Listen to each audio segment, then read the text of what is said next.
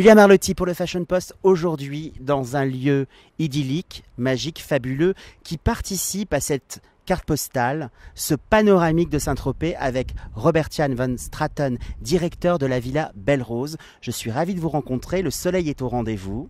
Ma première question, comment définir la signature de la Villa Belle Rose ? Mais, William, comme vous voyez derrière vous, c'est de la vue et encore de la vue. Maintenant, on n'a pas les conditions météo le plus idylliques possible. Après un bon Mistral, on voit jusqu'aux les montagnes toujours enneigées d'Isola 2000 et c'est ça la plus belle carte postale que nous pouvons faire. Mais avec n'importe quel temps, cette vue est imprenable et magique. Une vue et aussi une belle bâtisse avec une signature qui nous emmène un peu vers l'Italie tout en restant en France.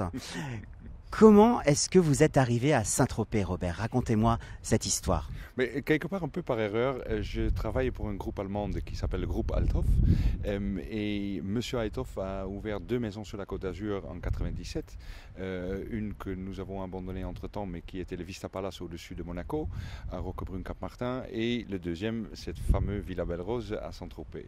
Et je ne connaissais pas Saint-Tropez, je connaissais un peu la Côte d'Azur, mais Saint-Tropez, jamais fait. Et en début d'année 2001, Thomas Althoff m'a demandé de reprendre la direction de cet magnifique petit bijou. Et c'est là où j'ai découvert Saint-Tropez et que depuis j'aime à mourir. Bien sûr parce que la maison est extraordinaire, on est dans un environnement très privé avec que des villas privées autour et surtout encore une vue imprenable sur la baie de Saint-Tropez, mais bien sûr aussi parce qu'on essaye d'offrir tous les services d'un palace en miniature. Ce qui est mini et mignon, j'ai envie de dire, et adorable. Combien de personnes travaillent avec vous, Robert? En plein été, on est environ 90 pour 40 chambres. Combien de chambres, combien de suites? Et voilà, 40 chambres, on peut faire jusqu'aux 3 suites. Après, on a l'avantage qu'on est construit contre la falaise. Ça veut dire que nos chambres standards sont très larges. La maison est très large en bas et se rétrécit un tout petit peu quand on monte. Pour ça, la vue devient plus beau, les terrasses deviennent plus grandes et l'avantage pour moi, ça devient plus cher.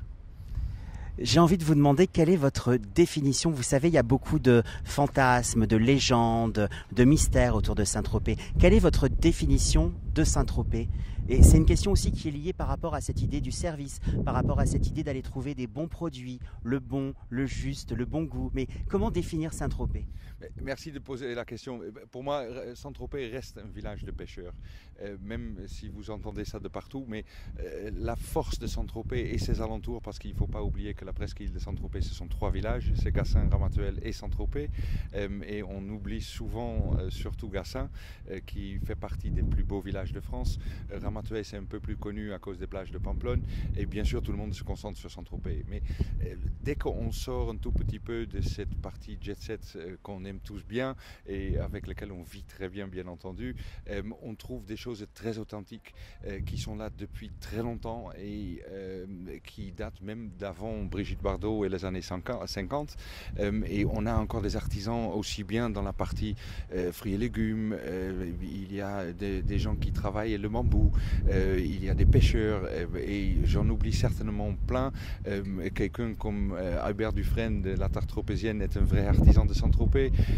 Et c'est vrai que moi je me bats pour cette village différent que le client de l'été le connaisse et bien sûr encore une fois l'arrière-pays qui va jusqu'aux 1 heure, 2 heures d'ici, jusqu'aux les gorges de Verdon où on peut vivre des différentes natures, des différents villages médiévaux, des vignobles extraordinaires que nous avons bien sûr aussi à Saint-Tropez. Mais tout ça est un tout que malheureusement encore une fois on oublie souvent quand on parle de Saint-Tropez. L'authenticité, c'est ce qui ressort de ce que vous venez de me dire. Cette authenticité, on la retrouve dans ce savoir recevoir, ce savoir accueillir, subtil, élégant, chic que vous incarnez parce que l'établissement est aussi votre autoportrait. Une question par rapport à la cuisine de la Villa Belle Rose. Qui officie en cuisine? Pietro Volonte depuis 2 ans. Pietro est venu du Trianon Palace à Versailles et était aidé l'année dernière par son ancien chef Simone Zanoni, mais depuis cette année il a récupéré son étoile au Michelin et est notre chef de cuisine dont on est excessivement fier. Quand on pense Saint-Tropez, on pense champagne, Couleur dorée, pétillance. Vous avez aussi un barman avec une expertise de la mixologie et un sommelier. Qui sont-ils? Mais tout d'abord, on essaye vraiment, ma phrase, un palace en miniature, c'est vraiment un peu ça.